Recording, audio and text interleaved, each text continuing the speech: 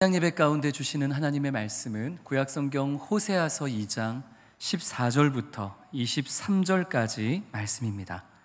구약성경 1258면에 있습니다. 호세아서 2장 14절부터 마지막 23절까지 말씀을 우리 한 절씩 교독하여 읽겠습니다. 그러므로 보라, 내가 그를 타일러 거친 들로 데리고 가서 말로 위로하고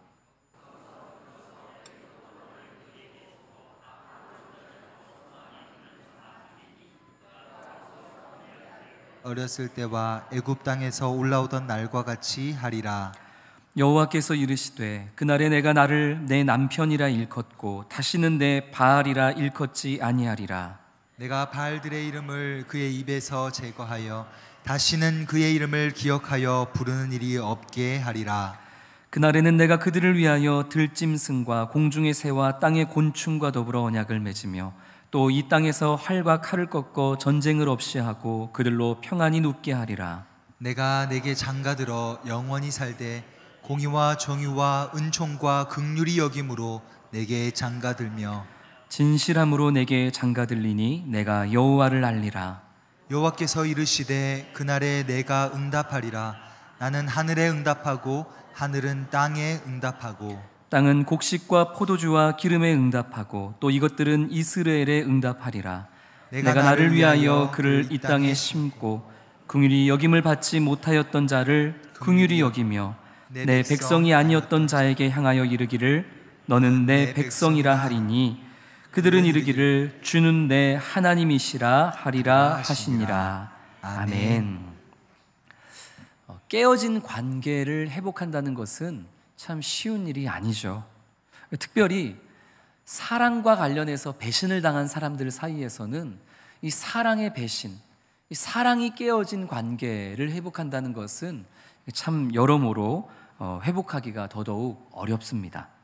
그러나 오늘 우리가 만나고 예배하고 믿고 찬양하는 우리 하나님은 이런 일반적인 이해와 상식을 뛰어넘는 초월된 사랑으로 늘 주님을 배반하는 우리를 다시 찾아와 주시고 우리가 주님의 사랑을 배반했음에도 불구하고 그런 우리를 하나님은 용서하시고 품어주시고 다시 사랑의 관계를 회복하고자 하나님 편에서 먼저 늘 애를 쓰시는 것, 그게 우리가 누리고 있는 하나님의 사랑임을 오늘 말씀을 통해 다시 한번 깊이 느끼고 경험하게 되는 오늘이 귀한 시간이 되기를 주님의 이름으로 소망합니다. 우리가 이 내용을 지금 호세아를 통해서 살펴보고 있는 것이죠. 하나님은 자신을 떠나 우상을 섬겼던 하나님의 사랑을 배신했던 이스라엘 백성들을 다시 불러내시고 다시 그들을 사랑하시고 다시 그들과 언약을 맺기를 원하시는 분이십니다.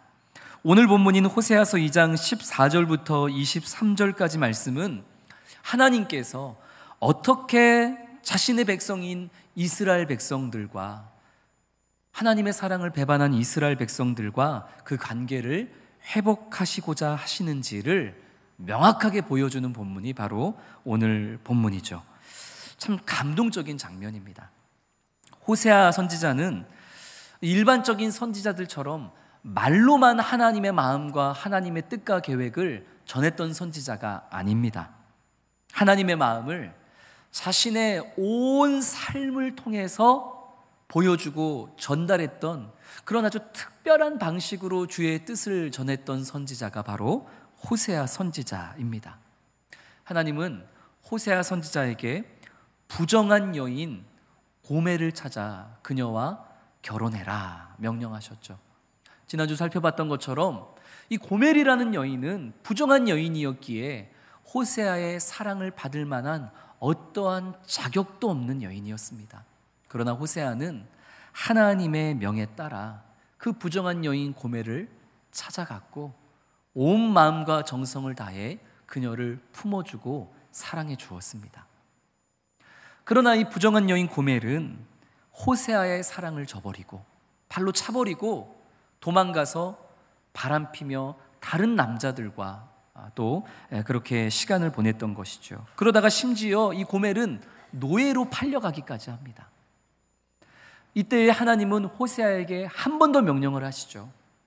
다시 그녀를 사랑하고 다시 그녀를 사랑으로 감싸며 팔려간 그녀를 데려오거라. 이것은 참 충격적인 명령입니다. 그리고 한계가 없이 끝도 없이 이 고멜을 사랑하라는 이 하나님의 명령은 하나님께서 당신을 배반한 이스라엘 백성들을 어떻게 사랑하시는지, 어떤 경우에도 포기하지 않는 사랑의 하나님이심을 이 호세아와 고멜의 사이를 통해서 보여주고 계시는 것이죠. 오늘 본문은 하나님께서 이 이스라엘 백성들과의 관계를 다시 회복시키겠다라고 하시는 사랑의 선언인데, 하나님께서 이스라엘 백성과의 그 끊어지고 어긋난 관계를 어디에서부터 회복하느냐, 이것이 참 우리에게 또 은혜가 되고 도전이 되고 위로가 됩니다. 하나님께서 이스라엘과의 끊어진 그 관계를 어디서부터 회복하실까요? 우리 14절 15절 말씀 같이 읽겠습니다. 그러므로 보라, 내가 그를 타일러 거친 들로 데리고 가서 말로 위로하고 거기서 비로소 그의 포도원을 그에게 주고 아골 골짜기로 소망의 문을 삼아주리니 그가 거기서 응대하기를 어렸을 때와 애굽 땅에서 올라오던 날과 같이 하리라. 아멘. 하나님께서 이스라엘 백성들을 어디로 데려가신다 그러시죠? 내가 이스라엘을 어디로 데려가겠다? 거친 들로 데려가겠다. 이 거친 들이라는 단어는 있는 그대로 직역하면 광야입니다. 이스라엘 백성들을 어디로 데려가시겠다고요? 광야로 데려가시겠다는 거예요. 광야가 어디입니까? 아무것도 없는 곳, 황폐한 곳, 막막한 곳, 척박한 곳, 고난과 고통을 상징하는 장소, 그게 광야죠. 저는 늘 성경을 통해서만 광야를 접했고 TV나 인터넷을 통해서 광야를 접했지만 작년 2024년 1월에 제가 그 당시 섬기던 부산에 있는 교회 성도님들과 함께 중동 두바이와 오만으로 단기 선교를 다녀온 적이 있습니다. 그 오만은 조금만 도시를 벗어나면 즉시 광야가 시작됩니다. 정말 아무것도 없는 황폐한 곳. 그 광야를 차를 타고 몇 시간씩 왔다 갔다 하면서 한두 주간을 그렇게 선교 사역을 감당하고 돌아왔는데, 그 광야를 보면서 정말 척박하고 아무것도 없고 무더위에 가득한 그 광야를 보면서 난 정말 여기서는 하루도 못 살겠다. 40년이 아니라 난 여기서 일주일도 못 살겠다. 그런 생각을 하면서 그 광야에서의 선교 사역을 감당했던 기억이 납니다. 광야는 이처럼 아무것도 없는 고난과 고통과 척박함을 의미하는 곳이죠. 근데 하나님이 이스라엘 백성들을 어디로 데려가겠다고요? 그 광야로 데려가겠다는 거예요. 그런데 성경에서 이 광야는 항상 고난과 고통만을 의미하는 장소는 아닙니다. 이 광야는 하나님과 이스라엘 백성들의 첫사랑, 뜨거웠던 사랑의 관계가 시작했던 곳이 광야이기도 하죠. 출애굽한 후에 이 광야에서 40년이라는 세월을 이스라엘 백성들이 살아가면서 이스라엘 백성들에게는 그 아무것도 없는 척박한 광야에서 정말 바라볼 것이 누구밖에 없었을까요? 하나님밖에 없었습니다.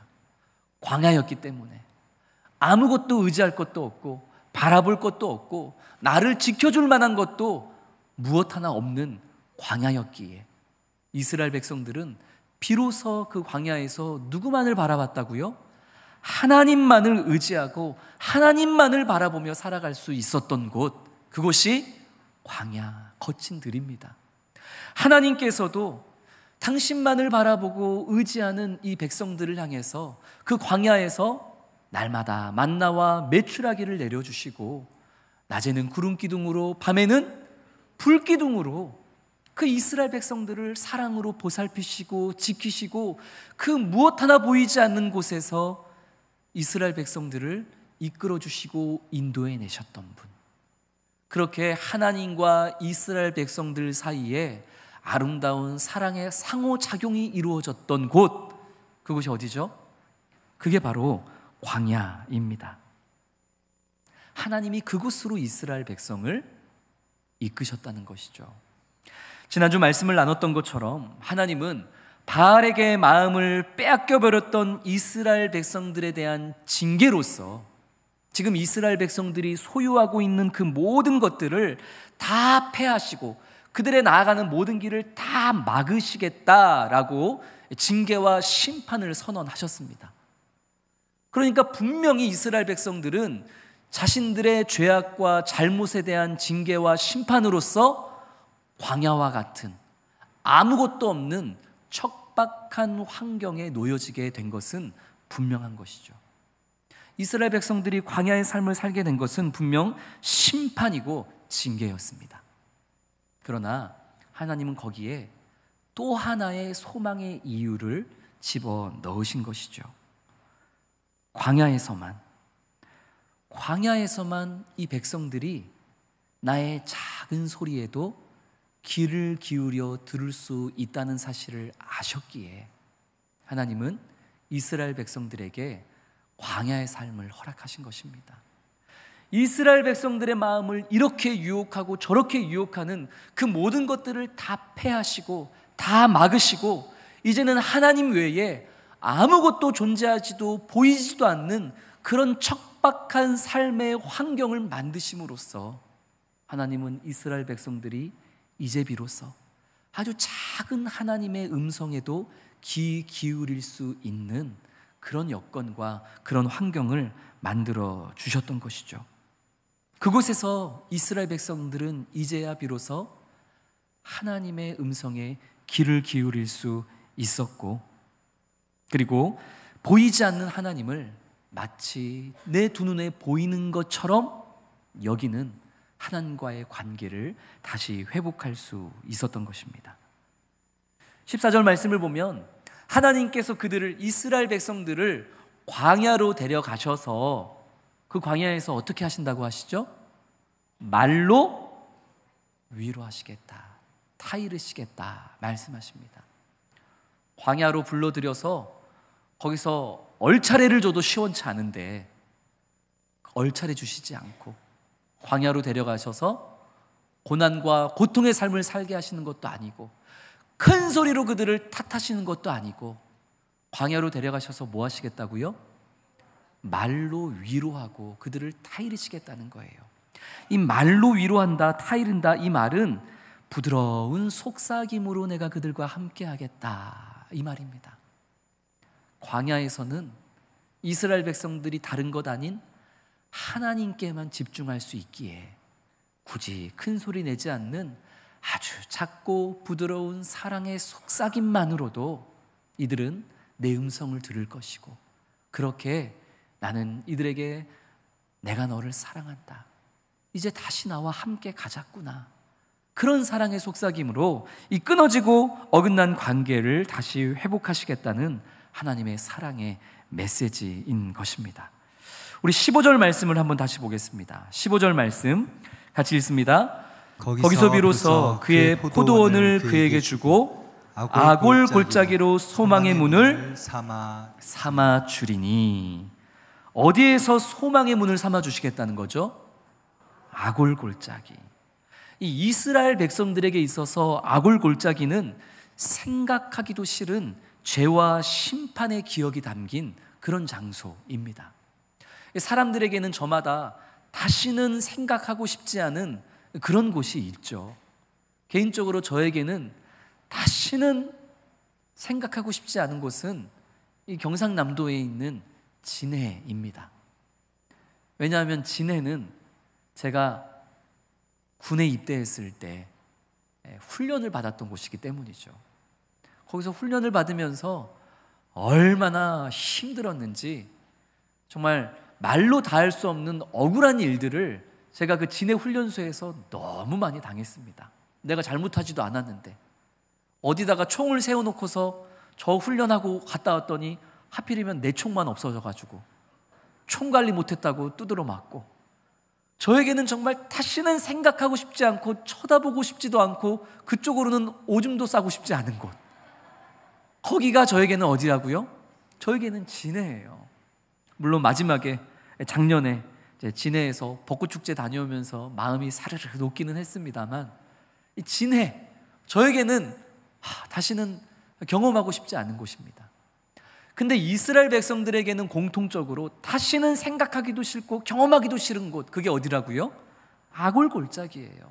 여호수아 시대에 아간이라는 사람이 혼자서 몰래 하나님을 속이고 범죄한 결과로 이 아간이라는 사람 때문에 이스라엘 백성들이 전쟁에서 큰 패배를 맛보게 되죠. 결국은 이 아간의 죄 때문임을 발견하고 그 아간을 눈물로서 심판하고 처리했던 곳, 그곳이 바로 아골 골짜기입니다.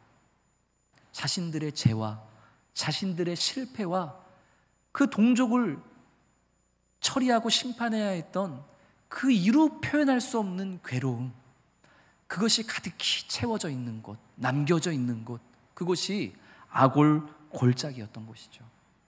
실패의 자리예요. 상처의 자리. 그런데 하나님께서는 그 너희들의 상처와 아픔이 가득한 그 아골 골짜기를 무엇으로 삼아주겠다? 소망의 문으로, 다시 회복하고 다시 일어날 수 있는 은혜의 자리로 세워주겠다. 하나님이 그리 속삭이시는 거죠. 더 이상 너의 실패와 너의 아픔과 너의 아골 골짜기를 두려워하지 말아라. 내가 너로 하여금 너의 그 자리, 너의 아픔, 너의 상처, 너의 괴로움, 내가 그 자리를 오히려 네가 다시 일어날 수 있는 소망의 문으로, 회복의 중심으로 내가 삼아주겠다. 하나님이 이런 놀라운 은혜를 이스라엘 백성들에게 약속하시는 것입니다. 이스라엘 백성들이 뭘 잘해서 하나님이 이런 약속을 주시는 겁니까? 아니죠. 이스라엘 백성들은 혼날 짓만 했습니다. 하나님의 사랑을 배반하고 하나님이 아닌 다른 바알신과 아스타롯과 아세라와 온갖 거짓 우상들을 숭배하며 하나님의 마음을 아프게 했을 뿐인데, 그런 그들을 향해 하나님이 먼저 그들과의 관계를 회복하기 위해 첫사랑의 기억이 담겨져 있던 거친들과 광야로 그들을 초대하시고, 그리고 그들의 실패의 자리, 상처의 자리를 다시 회복하고 일어날 수 있는 소망의 문으로 삼아 주시는 것, 이게 이스라엘을 향한 하나님의 사랑이요, 이게 바로 오늘 저와 성도님들을 향한 무한하신 하나님의 크고 놀라운 사랑이심을 깨닫고 믿고 이 사랑을 내 힘으로 삼는 우리 성도들 되시기를 주의 이름으로 축원합니다. 이어지는 16절과 17절 말씀에서는 계속해서 이제 하나님과 이 이스라엘의 관계가 바르게 다시 회복되어지는 모습들이 쭉 기록이 되어지죠. 주님이 말씀하십니다. 그날에 네가 나를 내 남편이라고 부를 것이고 다시는 내 바알이라고 부르지 아닐 것이다. 여기에는 이스라엘의 죄악된 모습이 고스란히 지금 드러나 있습니다. 이스라엘 백성들은 바알을 섬기면서도 하나님을 찾았고, 하나님을 예배하면서도 바알을 숭배하고, 이렇게 하나님이 가장 가증히 여기시는 혼합주의 신앙으로 이것도 갖고 저것도 갖겠다, 이게 이스라엘 백성들의 모습이었죠. 얼마나 얄밉고 얼마나 가증합니까? 양다리를 걸치는 거예요. 그런데 하나님이 그들의 그 배신과 그들로부터 받았을 그 상처를 하나님께서 다 내려놓으시며 오히려 그들에게 위로하시는 거예요. 다시 나는 너를 내 아내로 맞이할 것이고, 그날에 너는 더 이상 나 아닌 바알을 내 남편이라고 일컫지 아니할 것이다. 너와 나만이 온전히 사랑으로 남편이 되고 아내가 될 것이다. 이 사랑의 언약을 하나님께서 이스라엘 백성에게 건네고 계신 것이죠. 이 19절 20절 말씀은 그 사랑의 언약이 어떤 성격을 가지고 있는 것인지가 기록이 되어 있습니다. 우리 19절 20절 말씀 같이 읽겠습니다. 내가 내게 장가들어 영원히 살되 공의와 정의와 은총과 긍휼이 여김으로 내게 장가들며 진실함으로 내게 장가들리니 내가 여호와를 알리라. 아멘. 내가 너에게 장가를 들 거다. 다시 너와 나의 아내와 남편의 관계가, 그 사랑의 관계가 다시 회복이 될 것이다. 하나님이 약속하시는데 그 다음 말씀이 참 감동적입니다. 내가 너에게 장가들어 어떻게 살되? 어떻게 살되? 영원히 살되. 이것이 바로 세상의 사랑과 분명하게 차별되는 하나님과 우리 언약의 가장 주요한 특징인 것이죠. 이 땅에서의 사랑은 어떠합니까? 시간이 지나고 환경이 변하면 변질되고 끊어져 버리는 것, 유한한 사랑, 그것이 이 땅에서 우리가 경험하는 사랑이지 않습니까? 남편과 아내도, 사람과 사람 사이도, 우정도, 때로는 부모와 자녀도 상황에 따라서, 환경에 따라서 나 좋은 대로 끊어져 버리고 변질되어 버리고 마는 것이 그 유한한 사랑이 이 땅에서의 사랑인 것이죠. 그러나 하나님은 말씀합니다. 내가 너에게 장가들어 너는 내 아내가 되고 나는 너의 남편이 되고 이 사랑의 언약으로 우리는 함께 할 것인데 그 유효 기간은 언제까지다? 영원하다. 나는 너를 향한 사랑을 변치 않을 것이다. 무엇도 너와 나의 사랑을 끊어내지 못한다. 이것이 바로 이스라엘을 향한, 자격 없는 이스라엘을 향한 하나님의 사랑의 고백이시오, 바로 저와 성도님들을 향한 사랑의 고백임을 믿으시기를 주의 이름으로 축원합니다. 그게 바로 우리와 하나님 사이의 언약의 특징이고 성질인 것이죠. 영원하고 공의와 정의, 은혜와 자비, 진실함 위에 세워지는 언약, 이것이 하나님이 우리 사이에 세우시는 언약입니다. 인간이 쉽게 깨뜨릴 수 있는 일시적인 맹세가 아니라 하나님의 본성, 하나님의 그 영원한 성품에서 비롯된 신실한 사랑, 우리 하나님은 그 사랑으로 우리를 인도하시고 그 사랑의 언약과 약속을 반드시 지켜내시는 분, 바로 그분이 우리 하나님이심을 믿습니다. 마지막으로 21절부터 23절까지 말씀은 하나님께서 그렇게 회복된 관계 속에서 백성들에게 어떤 복을 주실지에 대한 그런 약속의 말씀이 쭉 기록되어 있는데, 하늘은 땅에게, 땅은 곡식에게, 곡식은 백성에게 응답을 하는 것이죠. 모든 피조물들이 조화를 이루면서 생명과 생명이 연합하고 하나 되어지는 이런 놀라운 복으로 하나님과 이스라엘 백성들만 관계를 회복하는 것이 아니라 하나님과 이스라엘 백성들의 어긋난 관계가 다시 회복이 됐더니 그 주변에 있는 모든 천지 만물도 제자리를 찾고 아름다운 조화를 이루게 되더라. 이것이 오늘 하나님께서 약속해 주시는 말씀입니다. 우리는 살아가다 보면 자꾸 곁가지에 우리의 마음을 빼앗길 때가 있습니다. 왜 나하고 이것과의 관계가 좋지 않지? 왜 이것과 이것의 관계가 이 모양이지? 그러면서 자꾸 여기에만 문제를 해결하려고 하고 저기에만 문제를 해결하려고 할 때가 있단 말이죠. 근데 오늘 해답이 나와 있습니다. 하나님과 나와의 관계가 회복되어지면 우리 주변에 있는 모든 문제들은 주의 사랑과 은혜와 능력 안에서 자연스럽게 조화를 이루고 해결되어지는 게, 그게 하나님께서 당신의 사랑하는 백성들에게 주시는 약속이요 능력임을 믿으시기를 주님의 이름으로 축원합니다. 하나님과의 관계가 회복되면 나머지는 만사형통인 것이죠.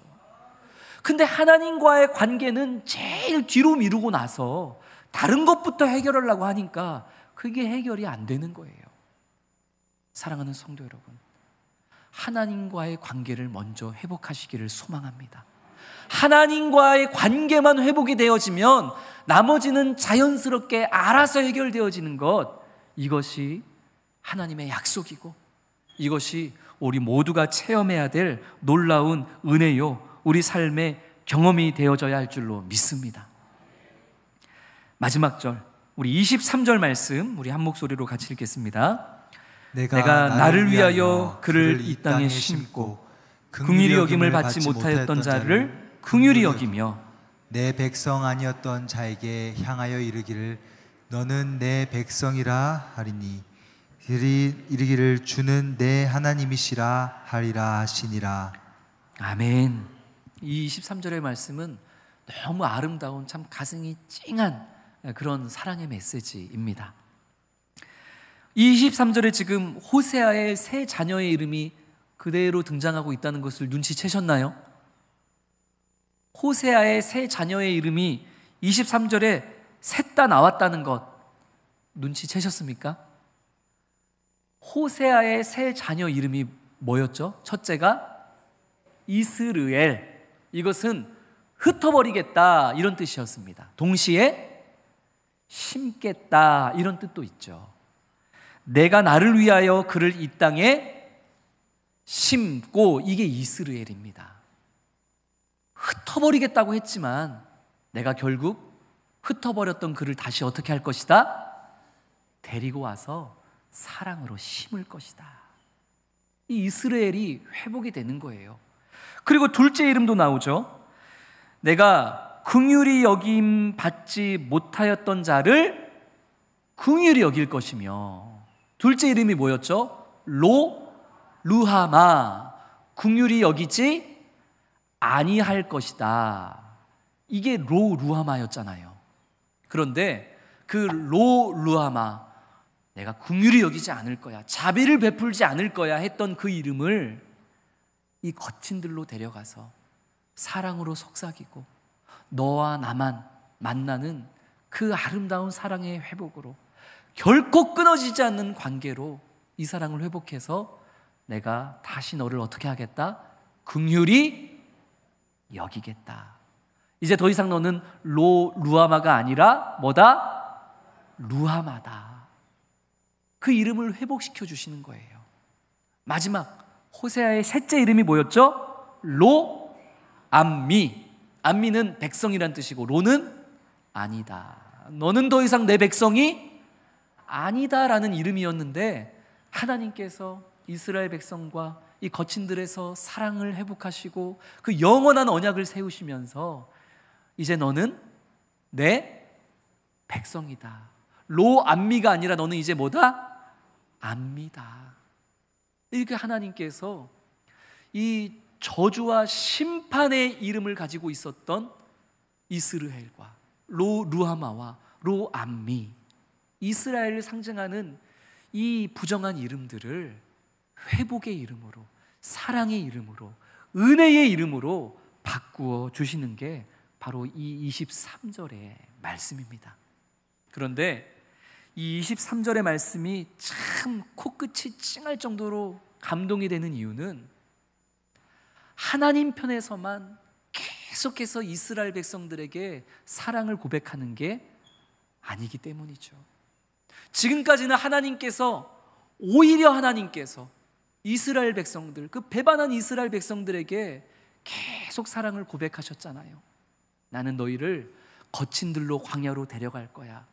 그래서 그곳에서 나의 이 사랑의 속삭임을 듣게 할 거야. 그곳에서 내가 너를 얼마나 사랑하는지에 대한 내 마음을 나는 너희에게 알려줄 거야. 그래서 그곳에서 나는 더 이상 너희들이 나 아닌 다른 것을 남편이라고 부르지 않고 나만이 너의 남편이 되고 너는 내 아내가 되는 이 영원한 사랑의 언약을 회복할 거야.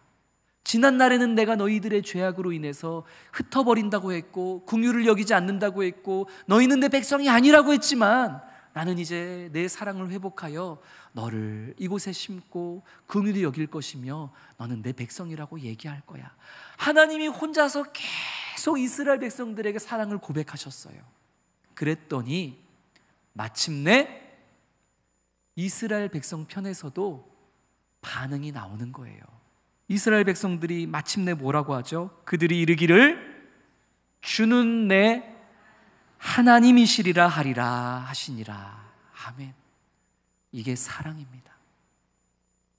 지금까지는 짝사랑이었는데, 지금까지는 그렇게 하나님 편에서만 사랑을 고백했는데, 마침내 이스라엘 백성도 네, 주님만이 내 하나님이십니다. 내 남편 되십니다. 이제 서로 상호간의 아름다운 사랑의 고백이 이루어지게 되었더라. 이 23절이 그렇게 아름다운 사랑의 하모니로 끝이 나게 되는 것이죠. 말씀을 맺겠습니다. 사랑하는 성도 여러분, 혹 여기 계신 성도님들 가운데 지금 내 인생과 내 삶의 환경과 형편이 광야와 같다고 느끼시는 분이 계십니까? 왜 하나님이 내 삶을 광야로 내모시는 걸까? 왜 내 환경과 생활을 이렇게 척박하고 아무것도 없는 고난과 고통의 순간으로 자꾸만 채우시는 걸까? 혹시 그 고난의 시간을 외롭게 보내고 계시는 성도님들이 계시지는 않습니까? 분명 하나님께서 성도님의 삶을 그 척박한 광야로 인도하신 게 맞습니다.